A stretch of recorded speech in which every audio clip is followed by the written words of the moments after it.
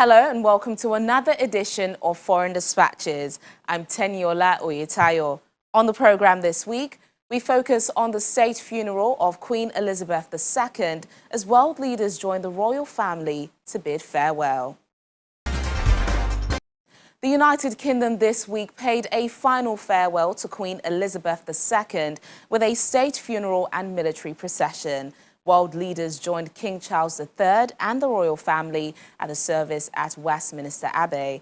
Hundreds of thousands of people lined the streets as the Queen's coffin was taken to Windsor, where she was laid to rest next to her late husband, Prince Philip.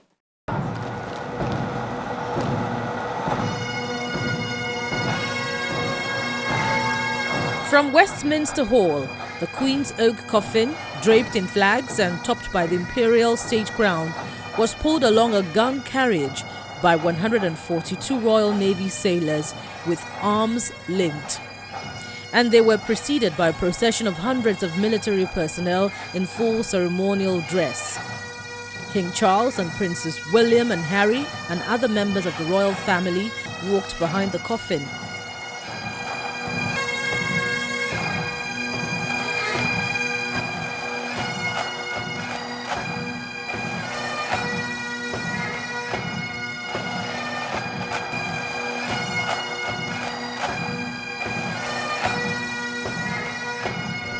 After about 16 minutes, the Queen's coffin is carried into Westminster Abbey, the building where she got married and was crowned Queen. The Queen's oldest great-grandchildren, Prince George and Princess Charlotte, formed part of the royal family procession as her coffin was carried into the hall.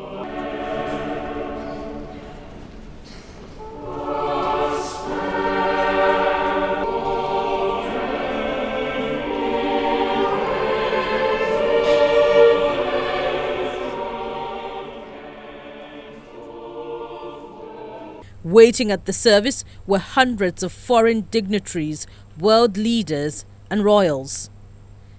The Secretary-General of the Commonwealth, Baroness Scotland, read the first lesson. Now is Christ risen from the dead and become the first fruits of them that sleep. Then cometh the end.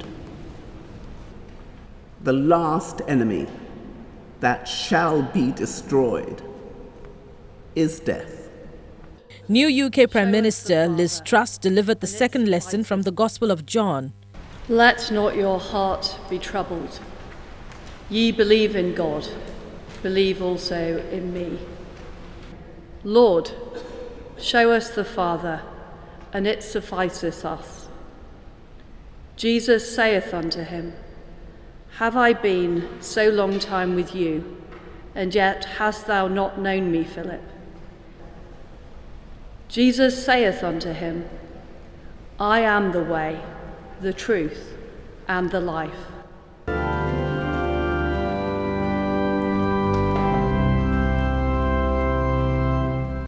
Then the Archbishop of Canterbury paid tribute to the late Queen in his sermon. Her late Majesty famously declared on a 21st birthday broadcast that her whole life would be dedicated to serving the nation and Commonwealth. Rarely has such a promise been so well kept. In 1953, the Queen began her coronation with silent prayer just there, at the high altar. Service in life, hope in death. All who follow the Queen's example and inspiration of trust and faith in God can with her say, we will meet again. After the sermon, a 2-minute silence was observed.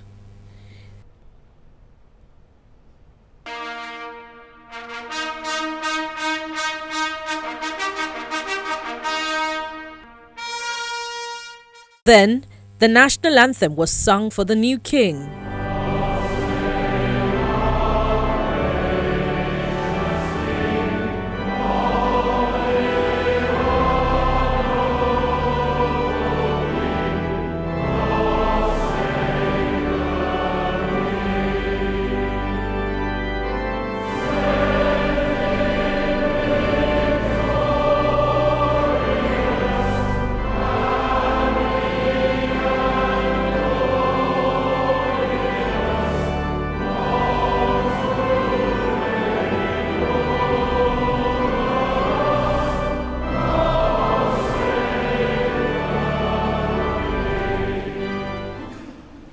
Let us commend to the mercy of God, our Maker and Redeemer, the soul of Elizabeth, our late Queen, in glory forever.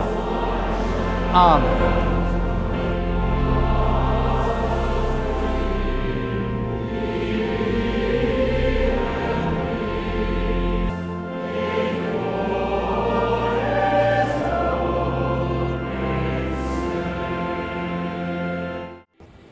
During the service, central London was at a standstill, areas usually teeming with people totally deserted.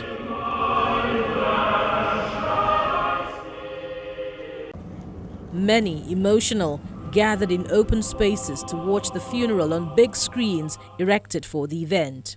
Do you know what? I think everybody was just they were quite emotional because she's been, our queen for a lot of years. We're never going to see another a queen. So yeah, it's been fantastic. I think it's totally beautiful. It represents a lovely day. We're celebrating the Queen's life. I felt I had to be here. I travelled to London the other day to visit her while she was in state, and I queued 12 hours. Let us pray to the Father, and it was worth every minute of it. She's given so much to our country and the world, and I just felt that I could give her 24 hours of my life. I am totally devastated she's not with us anymore.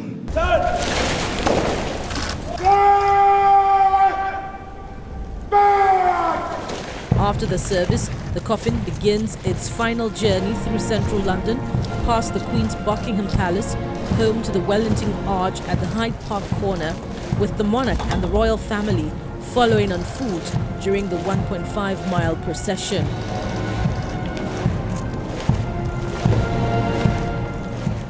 From there, it was placed on a hearse to be driven to Windsor Castle, west of London, for a service at St. George's Chapel.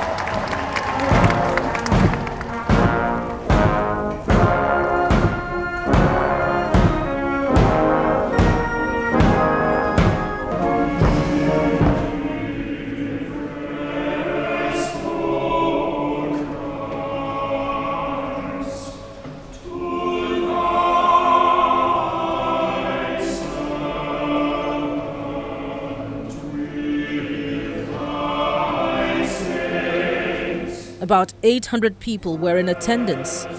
At the service, the imperial state crown and the orb and scepter, symbols of the monarch's power and governance, were removed from Queen Elizabeth's coffin, signalling the end of her reign.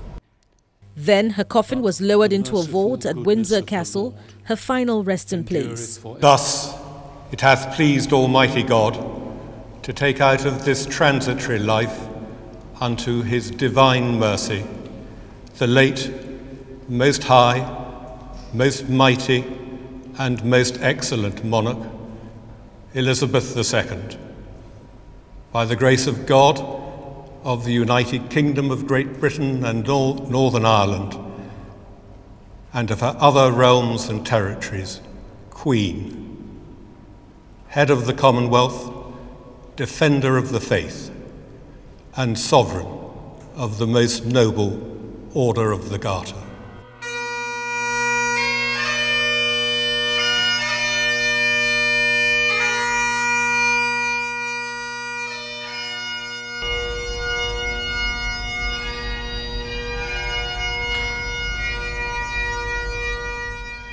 Later, at a private ceremony, the 96-year-old was buried with her husband of 73 years, Prince Philip, who died last year at the chapel where her parents and sister, Princess Margaret, were also laid to rest.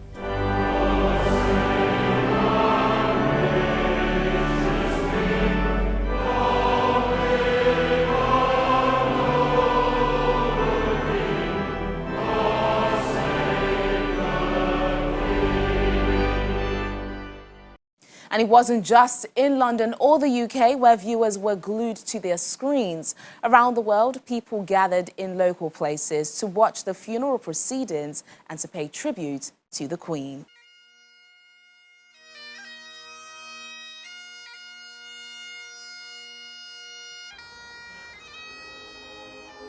Across the globe, crowds gathered outside British embassies and consulates and at cafes, bars and other public places to watch the state funeral of the Queen and to pay their tributes.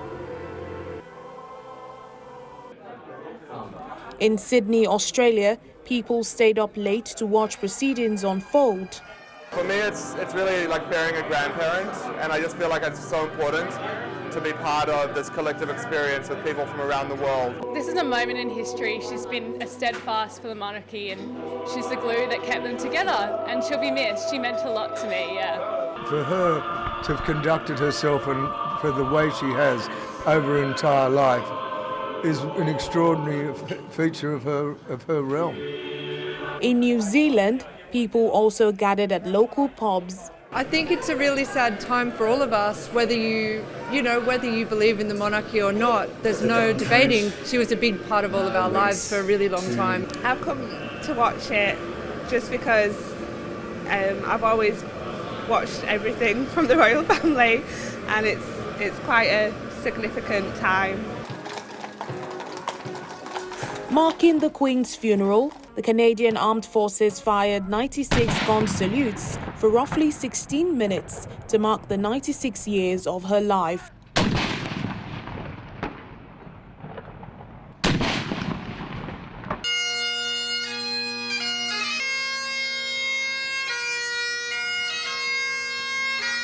In Toronto, church bells also rang 96 times in honor of Queen Elizabeth II, and City Hall staff held a moment of silence at the Peace Garden commissioned by the Queen in 1984.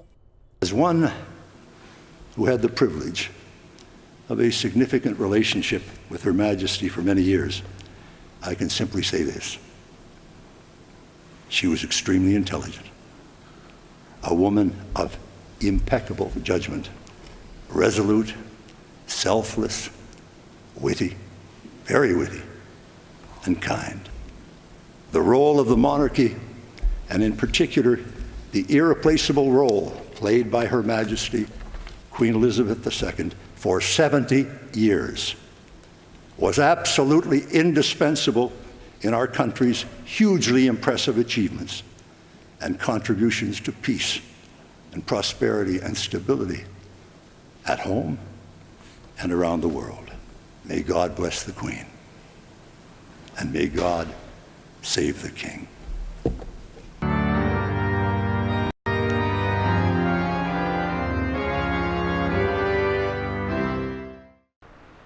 In Europe, Berlin's British Embassy flew the Union Jack at half-mast over the many flowers left there. It's a very sad day. The Queen's been our Queen for a very long time, and I think she's done a very good job. So I wanted to come and watch and mark this special occasion, really.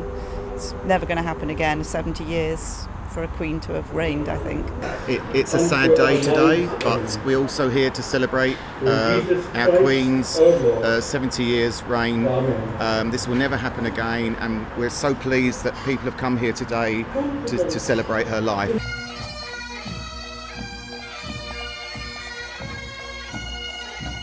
And in a unique tribute, 400 pipers and drummers from all over the world paid tribute to Queen Elizabeth during performances in Manchester. The bands gathered from different countries including New York, Hong Kong and various places in Europe for the United Pipers for Peace Festival.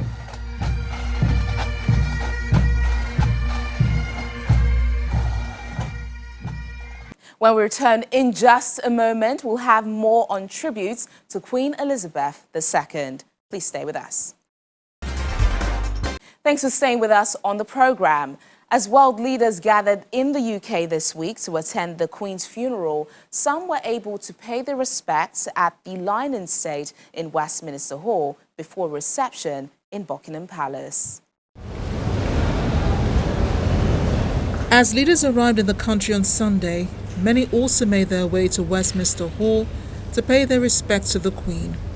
US President Joe Biden, alongside First Lady Jill Biden, took their place on the balcony, making the sign of the cross before briefly placing a hand on his heart. The couple was accompanied by the US ambassador to the UK. Brazilian President Jair Bolsonaro, South African President Cyril Ramaphosa, and Cyprus President Nikos Anastasiadis paid their respects to the late Queen. Chinese Vice President Wang Qishan and members of the Chinese delegation view the coffin of the Queen. Mr. Wang will also be attending the Queen's funeral at the invitation of the British government, according to the Foreign Ministry. Ukraine's First Lady Olena Zelenska and the Kings of Spain and Sweden also visited Westminster Hall to pay their respects to the late Queen. Even the French President Emmanuel Macron, alongside his wife Brigitte. Nigeria's Vice President Yemi Osinbajo described the late Queen Elizabeth II as a monarch for all seasons who brought people together from all over the world. After paying their respects, leaders began arriving at Buckingham Palace for a reception with King Charles III as their host.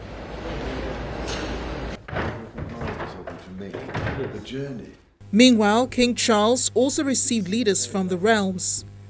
Prime ministers from Tuvalu, Antigua and Barbuda, and Papua New Guinea were among those to meet the king in the 1844 room of Buckingham Palace.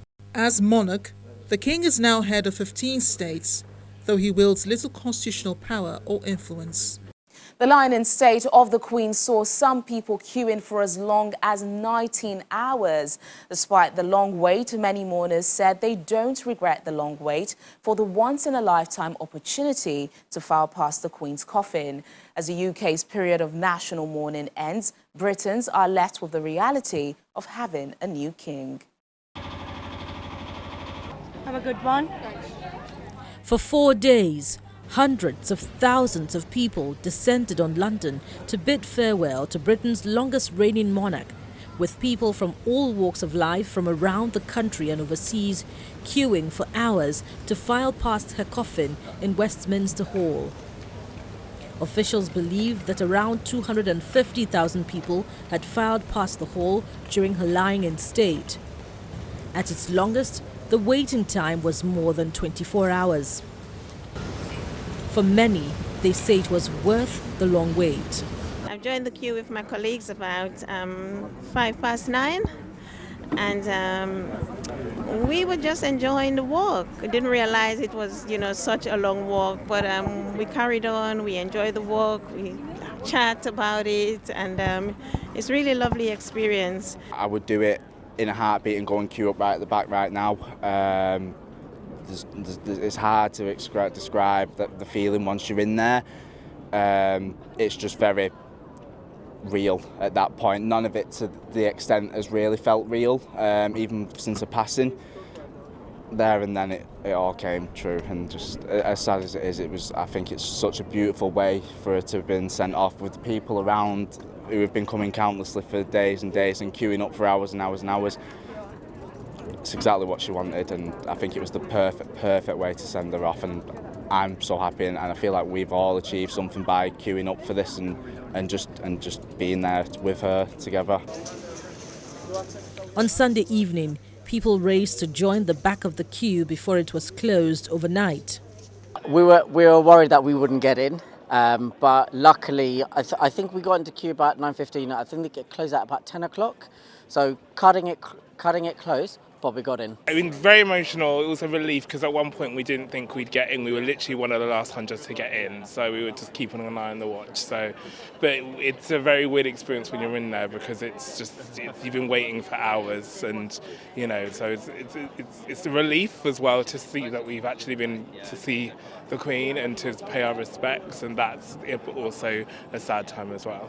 Yes, very concerned. I think we made it by the skin of our teeth, didn't we? We were quite amazed though that we were one of the last. It was just a great experience.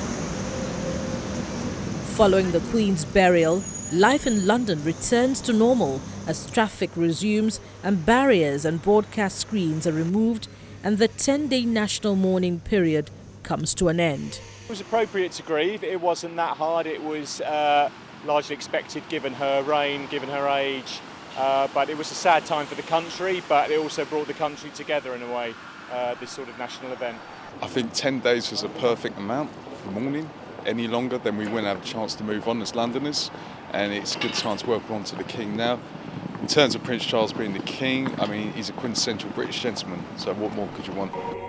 The royal family is observing an extended period of mourning that ends on the 7th day after the funeral. During this time, the royal family will not participate in any public engagement unless the King gives special permission. They will also continue to be adorned in black attire, and at royal residences, the flags will be flown at half-mast. And finally on the program, and away from the United Kingdom, 28-year-old Senegalese star Boubou Niang, popular as the social media sensation Boubou Design, is extending the reach of his paintbrushes to the Middle East with a number of artworks created in tribute to the United Arab Emirates. The contemporary African artist left his 2.9 million fans on Instagram for a live experience with an exclusive audience in the city of Dubai. Our correspondent, Mayowa Adegoke, now reports. Dubai-based violinist Marianne creates a melodious tune as viral Instagram sensation Boubou works his magic at his second ever live painting event in Dubai. With some paint, a palette and a bunch of roses, the Senegalese artist gets to work as a room full of African businessmen, Emirati royalty, and others anticipates the finished work.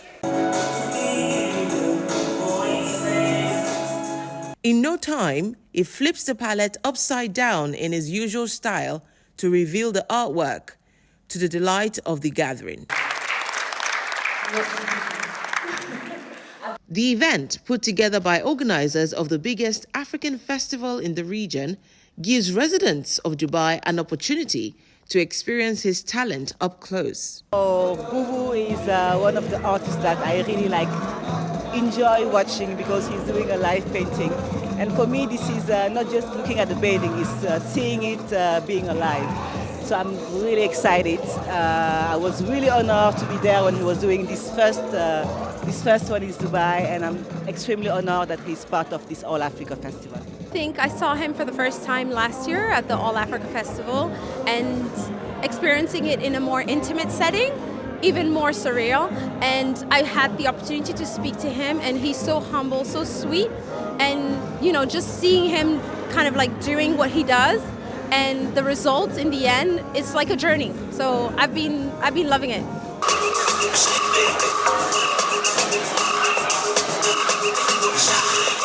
The private gathering in his honor also marks his official introduction to Emirati royalty ahead of the 2022 edition of the All Africa Festival. Well, this festival it's a great honor for Boubou to be invited over here and to meet the African diaspora. As Boubou in his spirit is people used to call Africa is for tomorrow. For Boubou, Africa is today. It's happening right now, and it's happening in Dubai. And we're on board, 100%. So what's going to happen to this painting now?